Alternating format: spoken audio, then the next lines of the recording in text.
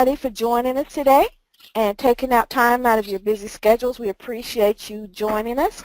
And we are excited because we have with us today Sardek and Geoff Woliner, and they are going to share with us how to create, launch, and grow a profitable training business.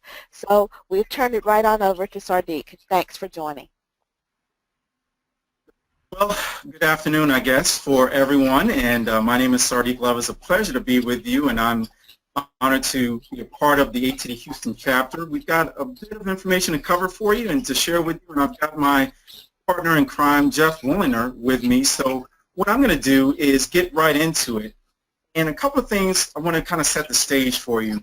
My assumption is that you joined this webinar because you're very interested either in starting your own training business, or you've launched your own training business and would like to know how to grow it a little bit more.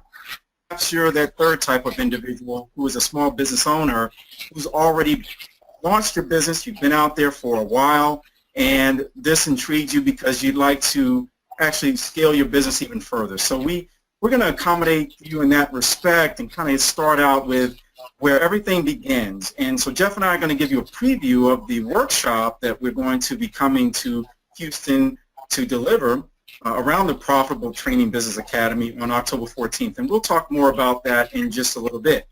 But one of the things I want to start out with is give you one of the challenges that we see with whether you're dreaming about starting your own training business, you have actually started it, or you've been in business for a while. One of the major challenges that most training professionals have when they start their business is they actually don't know exactly where to find their ideal client.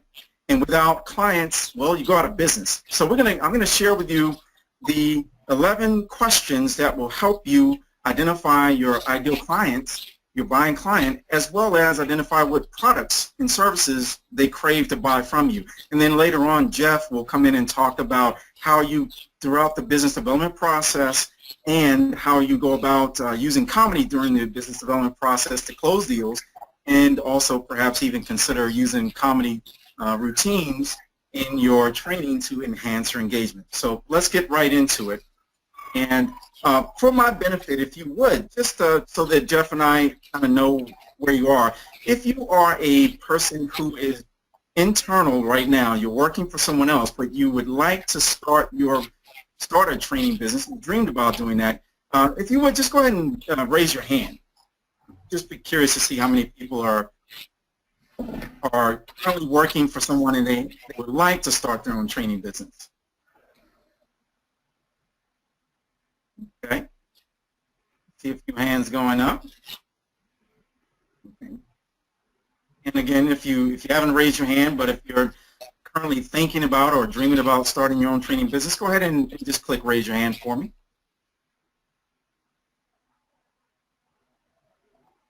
Okay, excellent. Well, thank you very much for that. So let's get right into this. So at the end of this particular, I'm going to be really quick and fast. So at the end of this, what you'll be able to do is certainly identify some of the products that your potential customers, once you identify them, what they would like to buy. You'll also use that same information to be able to create the marketing copy that is a magnetic attraction for them and brings them to you so that they can find you and you can find them. And then also by going through this whole process, you'll identify some potential objections that will block your sales once you launch your business or if you've already launched your business. Okay, so let's get right into some stats on this. This is an amazing statistic, and this is so true. 85% of all training businesses like ours that are small businesses, they will fail in the first 18 months. Now, there's a lot of reasons for that, but let me just kind of share with you why this tends to happen. So top 3 mistakes that most freelance trainers make, and I will tell you, I made these so I can talk from personal experience. Most of them start out by thinking, just as I did, everybody's your potential customer. That is absolutely not true. The second mistake that we all tend to make is we go out, we start our business, and we don't have any clue or idea who our market is. We just assume that people need training and that will happen organically. Let me be the first to tell you, one of the quickest ways to go out of business, if you're dreaming about doing it or if you're already in business, if you haven't figured this out, one of the fastest ways to go out of business is to have the passion to do your job or to deliver the job correctly, have the skills and capability to do it, and have no idea where your ideal client or buyer will be. So passion plus skills minus understanding of your target market equals failure, and it happens pretty quick, usually 6 to 12 months and certainly by 18 months. So that's problem number 2. They don't know where to find their ideal market or how to conduct market research to begin with. And then here is the other big issue that we end up doing as training professionals. Most of us are so focused on building products and providing services instead of doing that number one thing that this is true in corporate training as well, providing solutions to the problems that your ideal target market has. Without providing solutions, it's not going to happen. If you build it, they will not come. Trust me. I've been in business for I'm coming up on my 10th year in business as my own business owner, and my first 4 years, I just built things that no one bought. So I'm going to tell you that from personal experience. So those are the top 3 reasons that we see why people fail fairly quickly as a freelance trainer or a small business owner. So the first mistake that kind of derails everything and derails your success is not identifying your ideal buying client. So here's how you do that. And again, I'm going to go this real quick. There's a handout for you, an attachment which gets right at this, and you'll see it's called, and we built this out for you. It's essentially a buyer persona process. And this is the whole buyer persona process wrapped up in 11 simple questions. Now, if you have that document, you don't have to worry about looking at it right now. If you've downloaded it as an attachment, no problem. But just listen to the types of questions. And what I'd encourage you to think about doing is, as you listen to the type of questions, be thinking about what your potential answers are. And here's the real provocative thing for you. If you don't have an answer for any of these questions, that should give you pause. It also should provide you the roadmap of what you would need to do before you start launching your business and potentially wasting a lot of time and money. Or secondarily, if you've already started your business, if you don't have these answers, these are some things you should go back and do fairly quickly so that you can start to build out products and services your clients want. So let's get right into this. We'll go at 3 questions at a time. If you're familiar, in fact, how many of you are familiar with or have done a buyer persona? So go ahead and raise your hand if you have actually completed a buyer persona in your career at some point.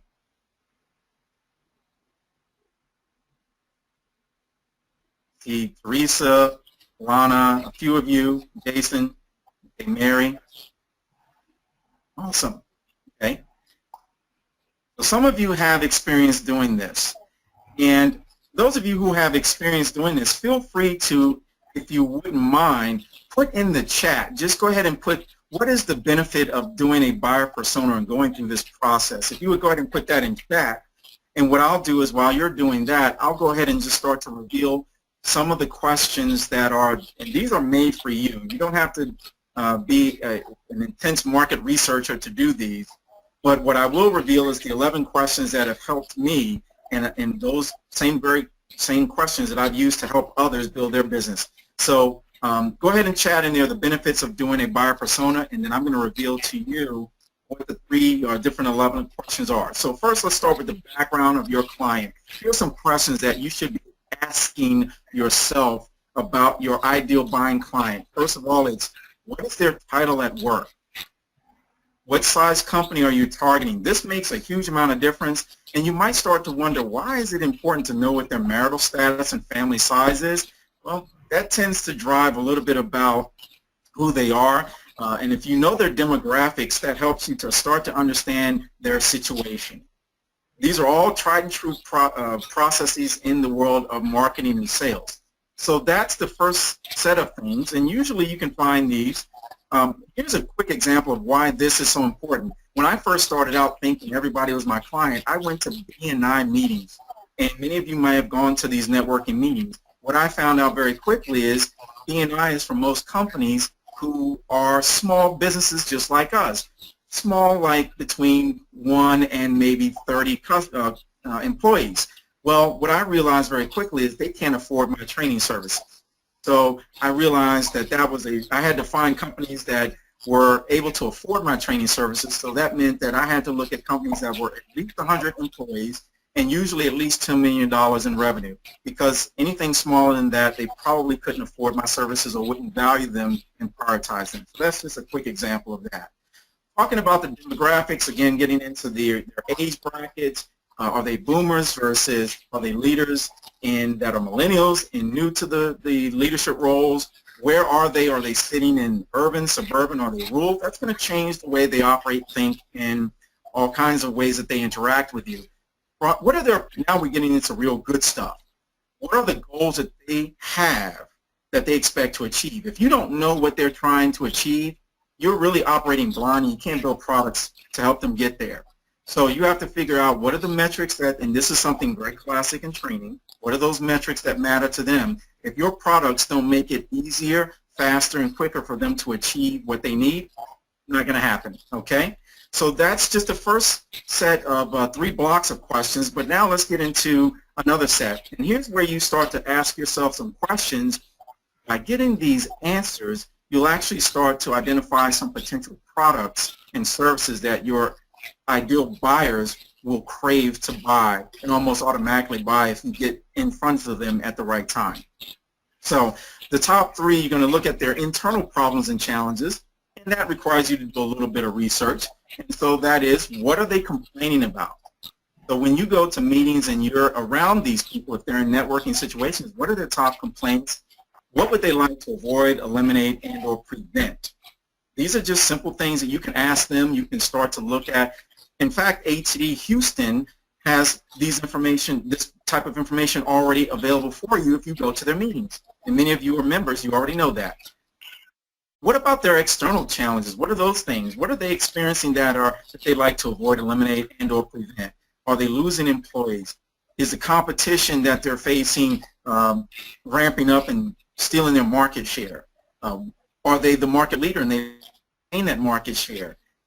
What are their human capital challenges? So all of these things, once you get a little clarity around what they're doing and the challenges they're experiencing, now you can start to build out your products and services, create phrases, and use those very phrases to help them find you.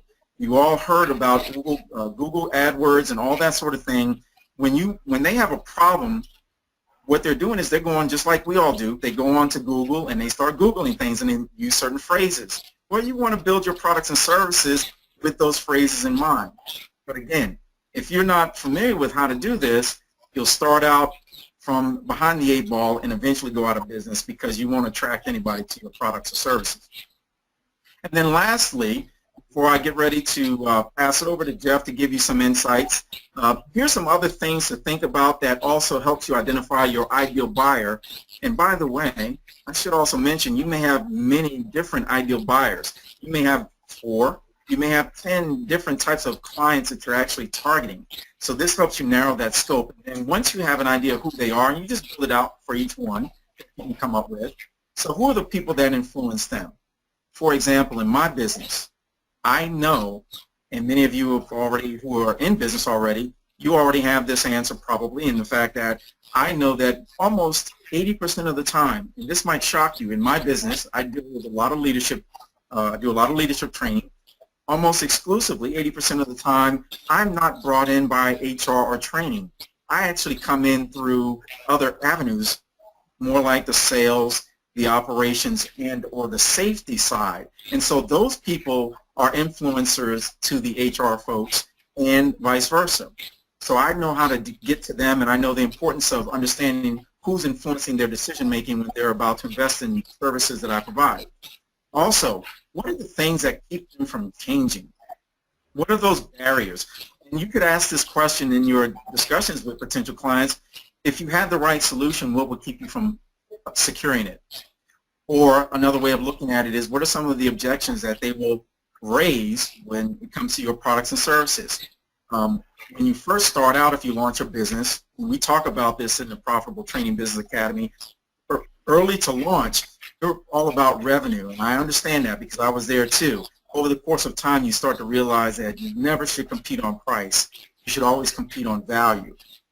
Without understanding that, when you're hungry for revenue to stay in business and to survive, price trumps value. But we show you a way in the Profitable Training Business Academy to flip that early on so that your value always trumps price and you're never caught up on competing with price. I walk away from business now when the price is too low because it's not about cost, it's about investment. Okay? And then lastly, how do you sell that transformation? Because that's what we're doing, selling transformation. We're selling solutions. It's not about your features of what you offer and all that. It's all about what you provide to your product, from your products and services. What do you provide in terms of solutions to them? Okay? So you take these, and that helps you to frame up who your buyer persona is. Now, once you have a clarity around who your potential ideal clients are, then everything else begins. So at this point, what I'm going to do is I'm going to stop and pass it over to my good friend and colleague who is a stand-up comedian, professional stand-up comedian. And I will tell you, when I had the concept for the Profitable Training Business Academy, I was trying to think, what would most training professionals want to do to help them increase engagement? And the number one thing that I kept coming up with is adding humor, because that helps you be memorable. So Geoff has a whole module on using stand-up comedy techniques to build and grow your business. It's been very effective for me in the stages that I've been on. So I'm going to let him tell you all about what he has to offer. So Geoff, it's all yours. Before we do that, I just want to jump in real quick and then maybe throw it to Geoff. We had a question from Dorothy Sardek. She's asking, when identifying target customer, are you thinking about the company, the person who purchases services, or the person who makes decisions about training?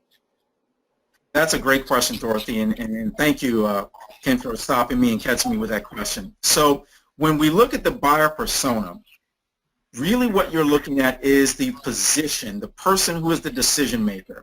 So it's really, to a certain extent, yeah, you might have the niche around, you might be in certain niches around oil and gas or government or what have you.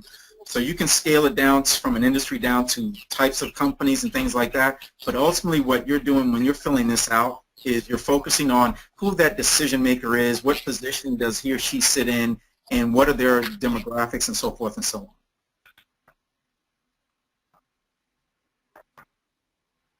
And feel free to ask questions throughout and let us know through chat. Okay. Dorothy, if that didn't give you the answer that you're looking for, feel free to let me know, and we can certainly provide more detail to you. Okay? Right. Well, good afternoon, ladies and gentlemen. This is Geoff Woliner speaking. I will have my webcam up and running for the Q&A segment. First of all, I just want to thank you all for joining us today. And before I get into anything else, please raise your hand if there are any Houston Cougars that are on the webinar today. Very good. Huge congratulations. That was an incredible game and an incredible win. And I'm a huge college football fan, as is Sardek, I'm sure many of you are. But, aside just from the congratulations of it, it was very metaphorical. A couple of years ago, who would have thought you bring in a guy named Tom Herman and on national TV on a Saturday afternoon to kick off the season, you're beating a team that many have favored to win the national championship. So it's really incredible, and it is really, once again, metaphorical for many of you who are on this webinar today, who are thinking, I have a dream that many people say is an impossible dream. That seems like a far, far, far goal, way down the line. Is this possible? Can I do this? Well, take a good look at what happened at Reliance Stadium on Saturday. They can do it, and you absolutely can do it. So jumping into how to use stand-up comedy to build your business. And this really works off of what Sardek was talking about earlier, which is before you do anything, you have to understand who your client is, who you're selling to, who the person is that is ultimately going to be the one to help you advance those dreams. Now, once you actually get in front of this person, then what? Now they're looking at you. Okay, where do we go from here? So where does comedy come into this? Well, I've spent 17 years on stage. It's a long time, and in that time, I've got to tell you, I've seen it all. I've been booed, I've been hissed at, I even had one old lady scream, "Get off the stage, you disgrace!" You know, but thankfully security was there to escort my grandmother out. But once I got through all those trials and travails, at the same time concurrently, I was also in sales for a number of organizations internally. And in that time, I was also the ATD National Chapter Manager. So I was working with ATD chapters, just like ATD Houston, all over the U.S. I was going to industry events around the country, and at those industry events, I would see consultants like yourselves and would-be consultants like yourselves try to sell their businesses.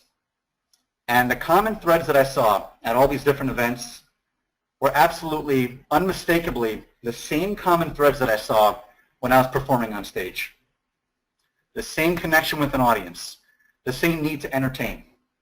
So today we're going to give a bit of a teaser as to how to use the successful stage techniques to effectively sell your nascent businesses.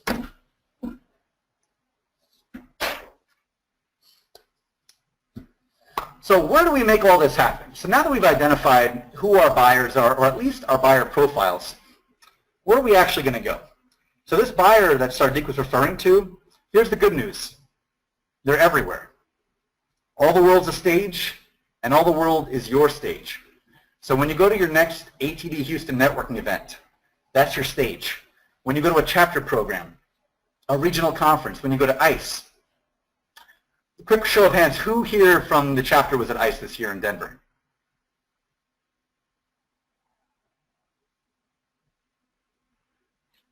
Okay. Excellent. And if anybody has any questions or comments about some of the things they've seen, and even if it's not a question, I'd love to hear some comments about interactions that you've had at ICE when you talk to people about your business and what reactions they had when they first heard that you either want to start one or you're looking to grow one. Always interested in hearing anecdotes, so please jump in anytime with those, and we'll map that back to everything on today's webinar. And Geoff, we have a question from Dorothy. She's new to ATD, so she wanted to know what ICE is. Sure. Besides the stuff you put in the freezer, it is the International Conference and Expo, and it is essentially the ATD Super Bowl. Great question, Dorothy, and if you have the opportunity next year in Atlanta, I would highly recommend attending. It's just a bonanza. I really can't speak highly enough. It's an incredible couple of days. And so there's a lot of other events that happen too. The beauty of our industry is that it's so malleable with so many others. You know, there's ICF events, there's SHRM events, there's other opportunities to get your business in front of people. There's referrals, people you talk to. You know, and you can see in the chat box there, 10,000 people attended from over 100 countries. So in terms of having all the world as your stage, that is a big, big stage, and it's an amazing opportunity. The marketing collateral you have is an opportunity to put yourself there as that show person on your stage. The e-blast that you send out through constant contact and a lot of other mechanisms. These are great stages for you to say, here I am, center stage, this is what I have to offer.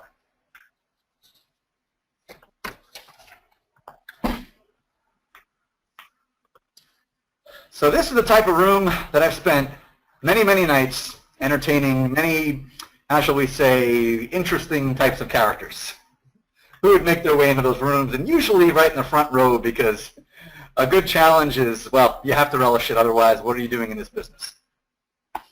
So when I would walk onto that stage, I would grab that spotlight, microphone would be on, and every eye would be on me. It wasn't a whole lot different from seeing learning and development practitioners at a networking event, at the International Conference and Expo, at regional events, get in front of a room full of people, get in front of 5 people in a small chat, or just talk to people one-on-one about their business.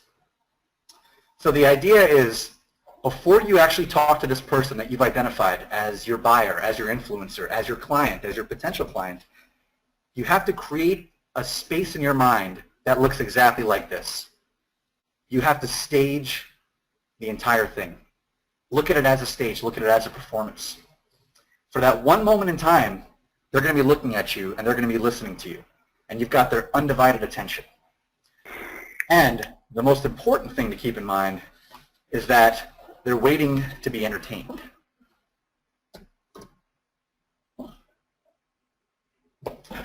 So this is the question you're going to get, right? You walk up to a couple of people, and they're going to give you the look like the Bobs would give you. So what would you say you do here? This is a common thing. When you're at a networking event and you're talking to somebody, this is a question they ask you, and you don't really have all day to sell yourself. You don't have all day to sell your business. You're not going to have them there listening at attention for a half an hour.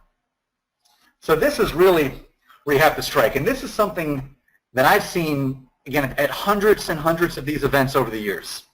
When somebody asks you that question, so what would you say you do here? What do you do? That is the ultimate question. What do you do? And how do people usually respond to it? They respond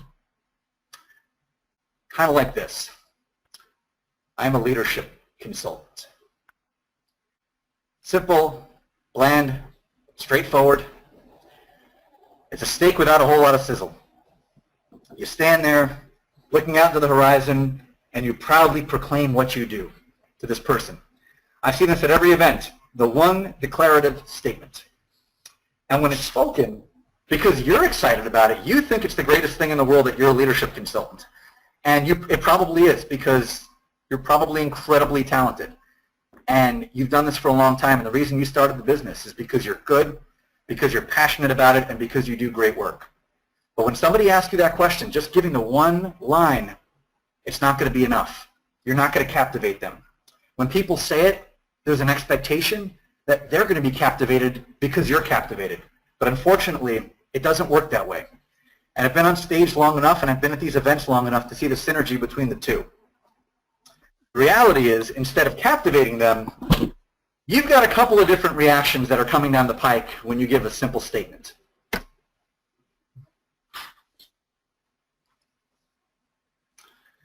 Here's one. People are thinking, oh, look, another consultant.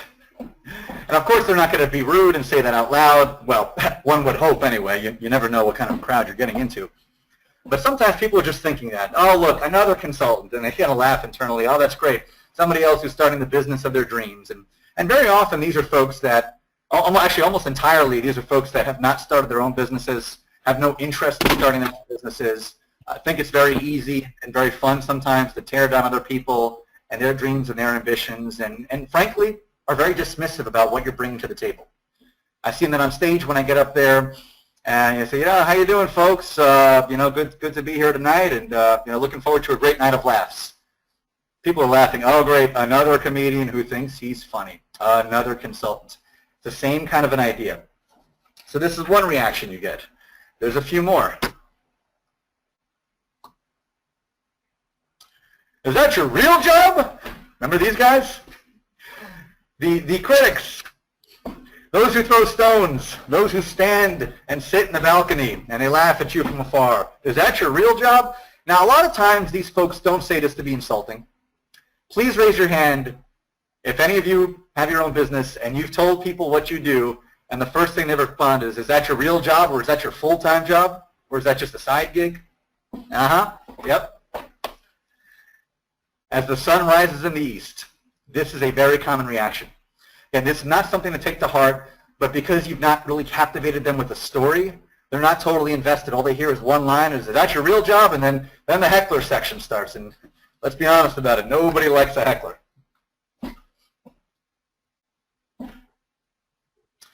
And then we have this reaction too, unfortunately, and we've all seen this from time to time, where you think you've got a compelling story.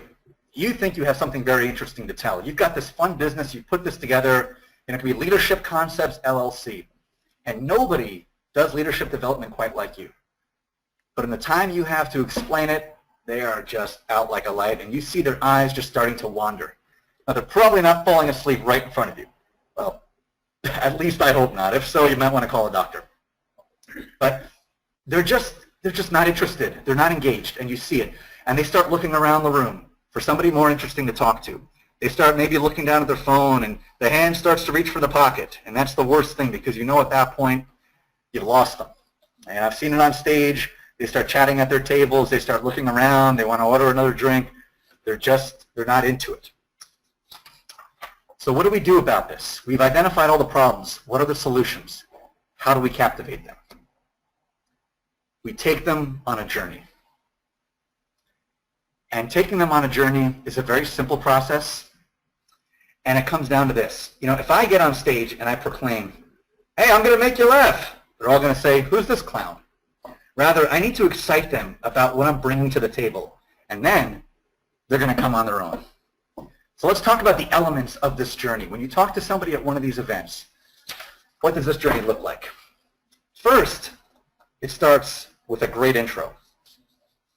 And the intro has to be a line that grabs them. It can't just be, I'm a leadership consultant. It can't just be, I'm a development coach. It can't just be, I'm an instructional designer. Because chances are there's somebody else in the room who's also an instructional designer. Chances are, if you're at ICE, there are 2,000 other people in that big expo floor that are instructional designers. So how do you grab them? You want a great line that gets them interested. Say, ooh, okay, tell me more about that. That's interesting. And then once you've got them, once you've hooked them in, this is where you want to take them on your journey. And your journey begins with your origin story. We're going to talk about this. What does your origin story look like? The origin story, not of your ancestors, but of you, of your business. It also is important to have a great presentation style when you're delivering this. I'm sure you've all heard this, just quick show of hands. Who's heard this saying before, it's not what you say, it's how you say it. Yeah, this is something that's been beaten into us as soon as we started speech class when we were 3 years old. Maybe I started speech class at 3 years old. I can only speak for myself here. But when you talk about the presentation, you have to be interesting. You have to be engaging. And during the in-person workshop in October, we're going to actually go through some very detailed ways to get your body language right, your inflection right, your tone right, your pitch right, to do things that really capture folks. And then, getting back to what Sardek was talking about, throughout this whole idea of a great presentation style and a great story, you want to shift it back to their need, shift it back to their pain points, shift it back to their problems. This involves them in your journey. Now they become stakeholders because your journey is now something that's going to help them with their job. At the end of the day, it's with them, right? What's in it for me? People always ask that question. So this is where you want to close with the bond. You have a great intro, you rope them in, you tell them this great story, it excites them with a great style, and then it gets back to, well, this is how we can help you, involves them in your journey, and you close. So we're going to quickly walk through how to make this happen. So here's a line that you can start out right away. People say, what do you do? I make your organization happy. So I'm going to ask you for another quick show of hands. If somebody said this to you, would you ask them more or less about the business? Again, feel free to type it in the chat box. What kind of reaction would you have if you are an internal L&D practitioner and you ask somebody what they do and they say, I make your organization happy? So these are things that will immediately grab people. It reminds me of Rodney Dangerfield. And Rodney was my all-time favorite comedian, one of the true greats. And, he had I tell you, I got no respect. He had the whole great bit, and that was his whole thing. But what he used to open with this great line, before he got into his whole story about how his wife gave him no respect and all his marital problems, which were the foundation of some of his really, really good stuff, he started out by saying, I tell you, my wife and I, we were happy for 20 years. Never got married. Fantastic, fantastic line. It killed every single time he got up there. By doing that, that was his first line on stage, and he would have the audience eating out of his hands. And then everybody would intently look and say, okay, give me more, Rodney, give me more. I want to know more. The power of a great starting line. So let's start out with that, and this is not going to be for everybody. But think about what you do in your business. Think about what you want to do in your business. And think about one line like this that'll captivate someone's attention and get them wanting to ask a lot more about who you are and what you do. And you got some feedback in here, Geoff, too. Both Richard and Rhonda, or Richard Namey said, I'd ask how. Rhonda said, I'd want to know more. Dorothy said, laugh, smile, and ask more. Rashida said, excuse me. So, yeah. Yeah, that's good. And Rashida, I love that. Excuse me. That's a good one, too. And you know what's good about excuse me? It's an asking question. It's a buying question. It means they want to know more. Even if they think it's a little bit over the top, And it might be over the top depending on what you do and what the person is who you're asking, what they do.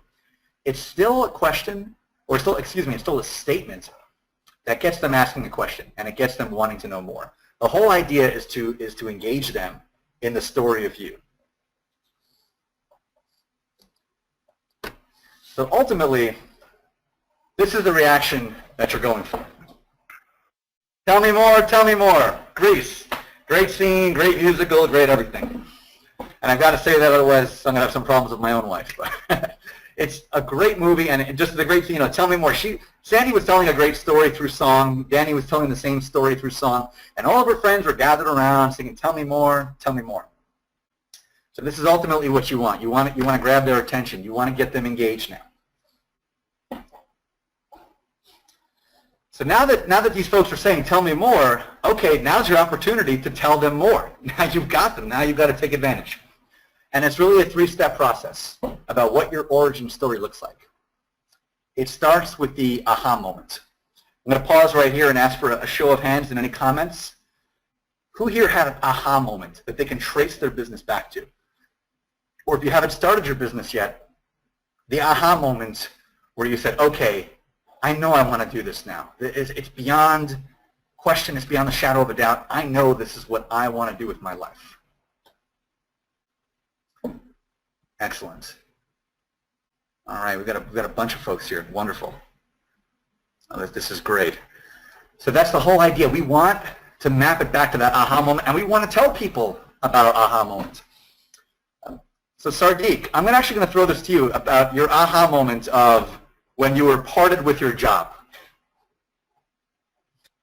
Yeah, so, and Geoff knows that I had an aha moment in my last corporate job on December, I believe it was the 8th of 2006.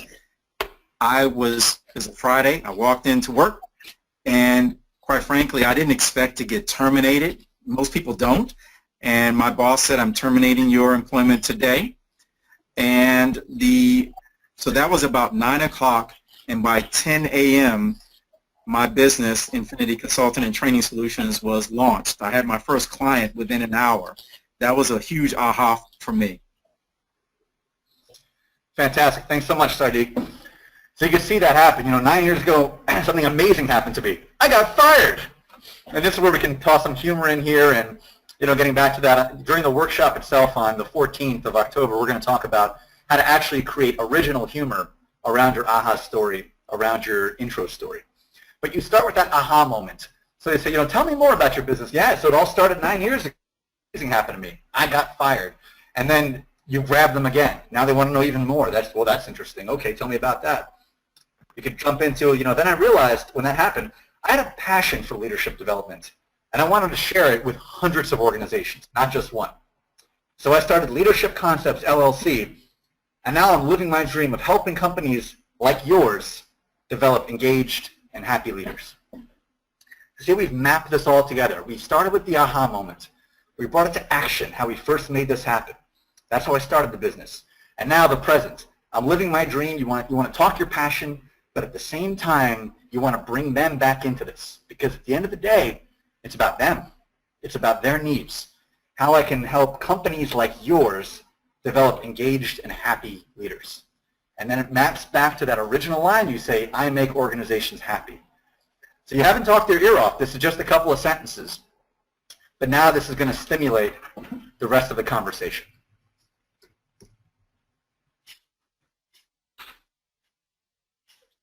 Keep them entertained. This is important too. You during the entire process, and this comes back to what I was talking about earlier, the idea of body language, eye contact, tone, inflection. While you're telling the story, you don't want it to be in monotone. You want to alternate your pitch. You want to have inviting body language. You want to make sure they're entertained and not. I mean, we can make them laugh a little bit. We'll toss a little bit of humor, to season up the steak a little bit. But at the end of the day, we want to make sure that they are engaged in the story of us, the story of our intro, how we built this business. And we do that through all these different techniques that we're going to go through in October. And at the end, you want the big cheers. You want them coming away from your conversation feeling great about your business, feeling as good about your business as you do. And by giving them that story, by engaging them in that journey, by talking about how your story can help make their lives better, they're going to feel like your new best friend. And you're going to get that card, and you're going to set up a follow-up call, and you're going to have somebody to talk to now. Because once you've engaged them, this is now somebody who wants to know more. And even if they specifically can't hire you, they'll say, oh, you know what, but I know somebody who can use you, or please let's stay in touch. I think what you're doing is so great. And it's very important to set realistic expectations, and Sardek can speak a lot more to this as well, that not everyone you meet is going to be your buyer, even if you've identified the perfect buyer. This may not be somebody who can buy from you immediately, but it doesn't mean they can't buy from you 2 years from now or in their next job. This person might go to another company in 3 months, might go from Exxon to BP and say, okay, well, you know, I didn't have the budget at Exxon, but now I have the budget at BP. And I remember meeting Dave at this networking event, and wow, that was such a cool business idea. I had such a great conversation. I've still got his card.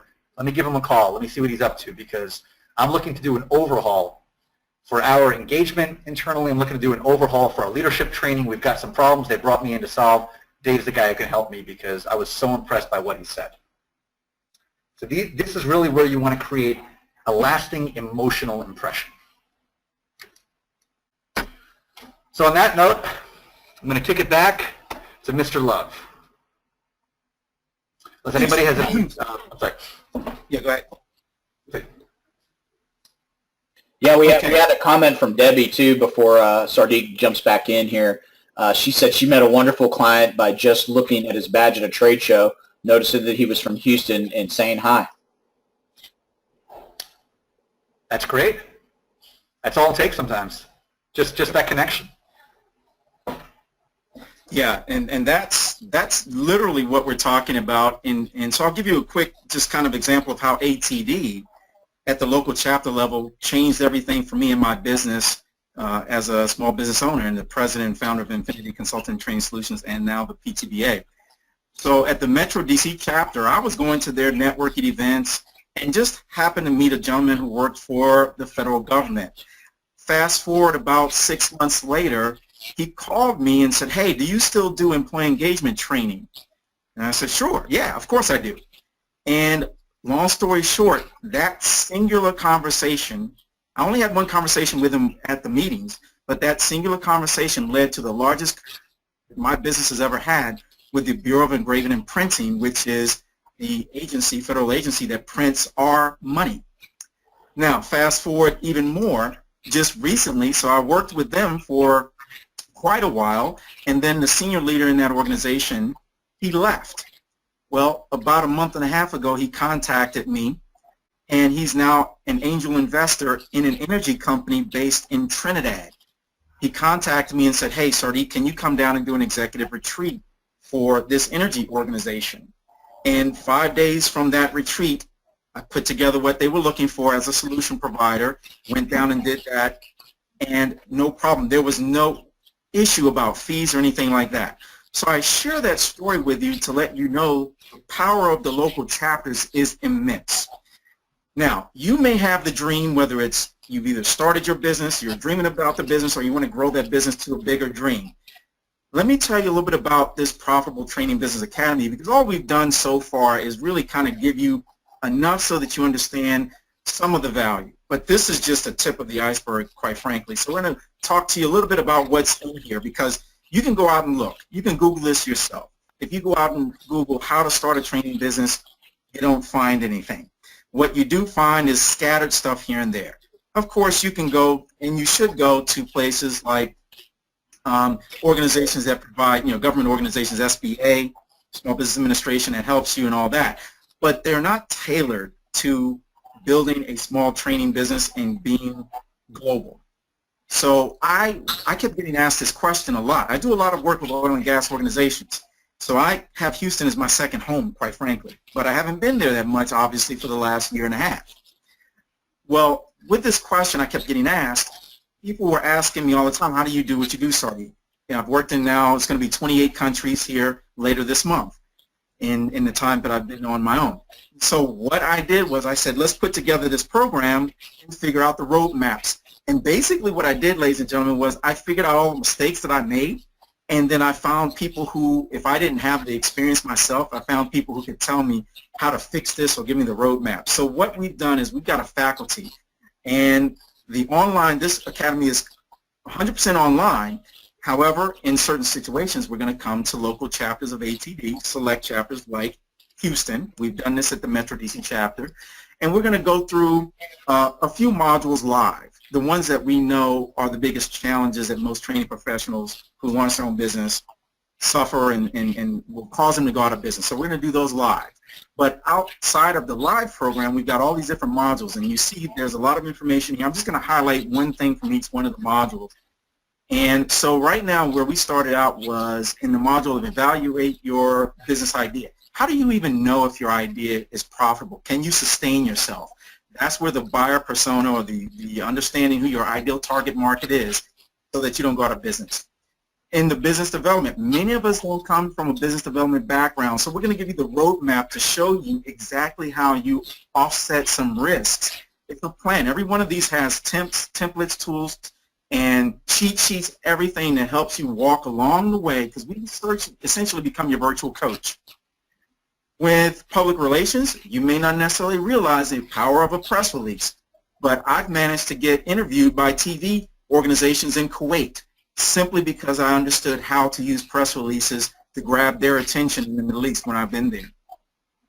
Other modules that we have that might be really of interest to you for sure, and I've got, and she's on the webinar with us, I've got one of the best social media experts I've ever seen because I've been using her, and she's a social media expert and a branding extraordinaire. She's built out my branding kit for my new speaker website that is going to launch in the next 2 weeks. Kim George is going to be the faculty member that teaches you everything you need to do to brand yourself like a champ. How do you develop your brand statements that attract and communicate your unique selling position? And what she also does, she has this whole thing on using Canva and how to use Canva to create stunning and attention-commanding visuals. I took her course. I've been using it. It's changed everything that I've done in terms of my brand. And if you follow me on Facebook, you'll see my brand as a result of the work with Kim. She's also a social media expert. She's going to show you how to automate everything about social media so that it puts your growth and your lead generation on autopilot and shorten your buying cycle. Because again, if they don't know you exist, well, you're not going to get paid and you're not going to stay in business. And then there's a whole process. Many of us come from a non-business background in training. This is the reality. How do you write business copy that attracts people's attention? How do you write attention-grabbing headlines and magnetic headlines? I don't know about you, but most of us don't come from that background. So that whole marketing spin, we have templates and tools and short ways to show you how to do that so you don't have to do all the work yourself.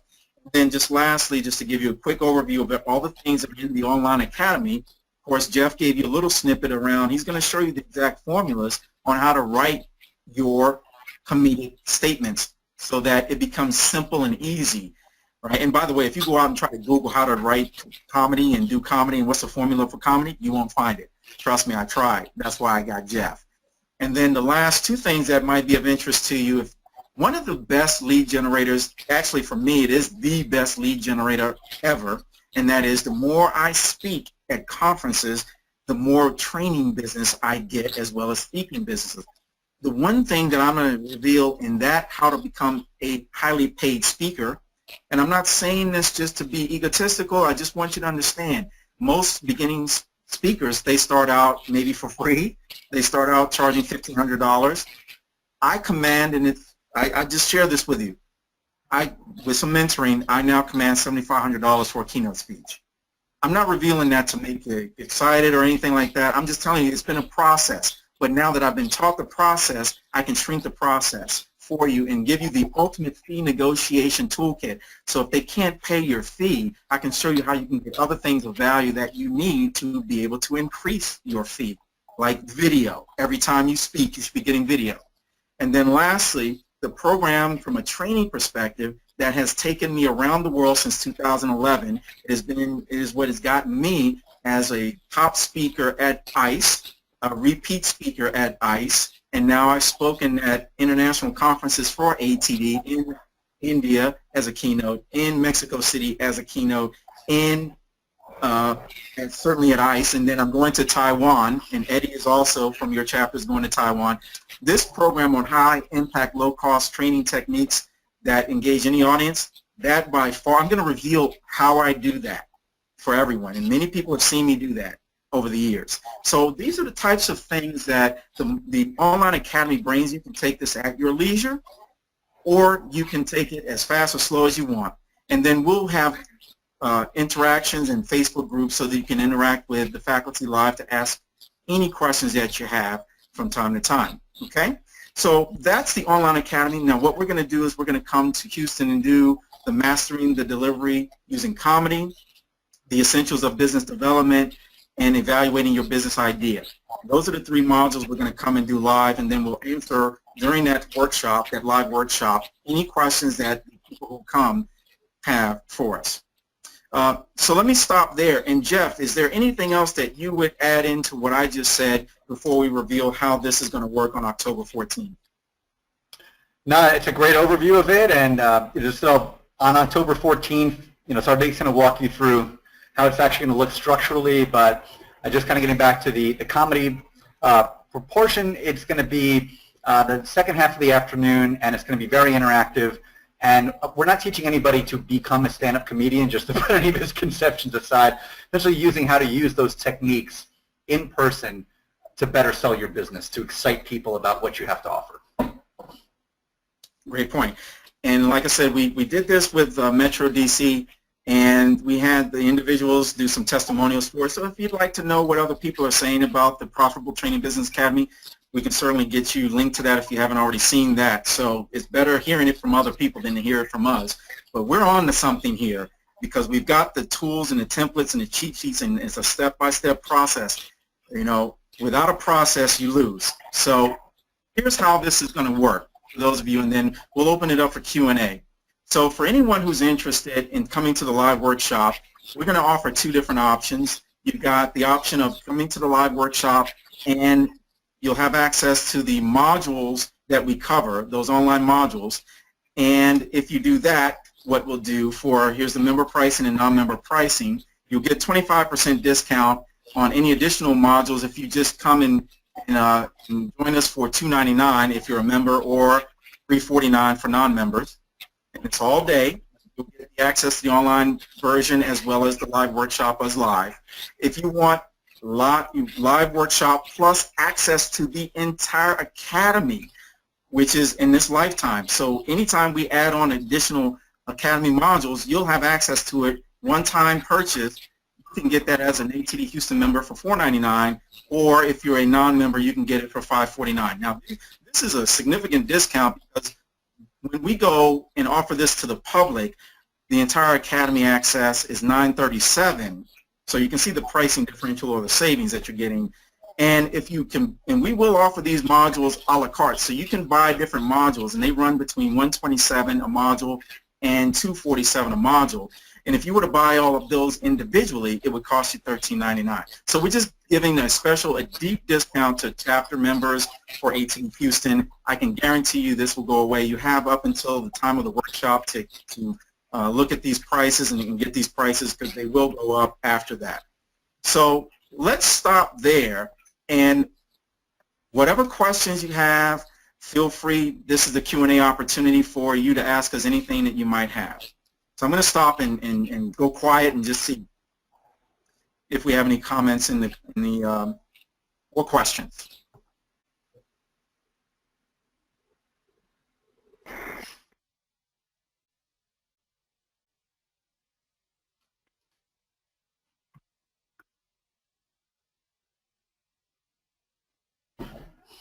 Okay, and while you're thinking about possibilities, let me kind of frame up another thing that how you can take what I've already given you and what Geoff has already given you, take the buyer persona document.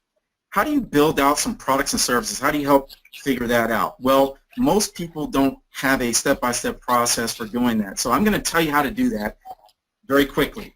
Essentially what you do is you answer all those questions, you find out their pain points, and then you go through, if you understand the buyer process, of funnel marketing from awareness to evaluation to purchase. That's what everybody goes through. They first become aware they have a problem. They then, once they start to have a need for solving that problem, they go into from awareness to the evaluation stage, evaluating potential options for solution providers, and then they get into the purchasing stage. Now, my guess is, if I were to ask you, what is your buying cycle timeline? How long does it take from initial contact to a potential client to actual purchase? Probably 50% of the people can't answer that question. So that would help you figure that out.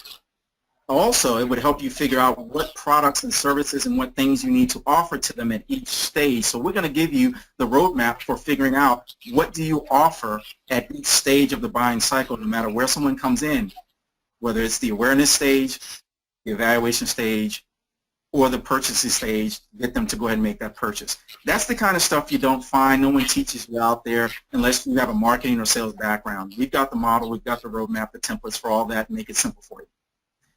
Okay. Sardek, I know we're short on time. I want to give Cody a chance to say something, but we did get some feedback here that I want to throw out to you. First, Debbie had just mentioned this is a great value for chapter members, but then we had some questions from Alana, Richard, and Amy. Alana asked, is there going to be another Houston date? She's already booked that day. Do you know? At this point, this is the only date that we have scheduled. But that doesn't mean we can't schedule it again, another option in the future. Okay. Richard asked how long you've been in business and when did you switch to training the consultant to be a consultant? Great question. Thank you, Richard. So I will have my 10-year anniversary in January of next year. So I've been in business for 9.5 years.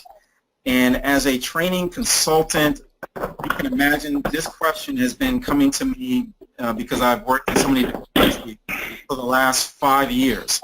It's only where about the last 2 years that I've actively began to put together this program, and I've never had it in a complete facet like this. So I've taught bits and pieces of this, but the pieces that I didn't have the expertise like social media and branding and all that in Geoff, I went out and found those faculty members. So I've been doing it for about 5 years on the parts that I'm expert in, and then the other parts now I'm bringing other experts to help me with this. And one more quick one before we let Cody close us out. Amy asked, is your website the best resource to get a better idea of the modules, content? Do you address fees? Great question. So the answer is you'll get a little bit of information certainly from there. What we're going to do, and I would encourage anyone to, if you have any questions specific around the content or you want a deeper dive, just contact me directly, and I'll put my email address in here. And you can send me any questions, and if we need to, we'll be happy to schedule some time with you and talk through anything, because I do realize that there is probably some questions that you'll have after the fact. So you'll get some information certainly out there on the website as we continue to build this out. But I also want to say you can contact me directly.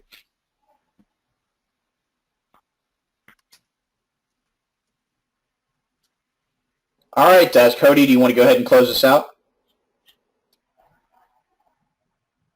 Yeah, can everybody hear me? We good? Is the mic on?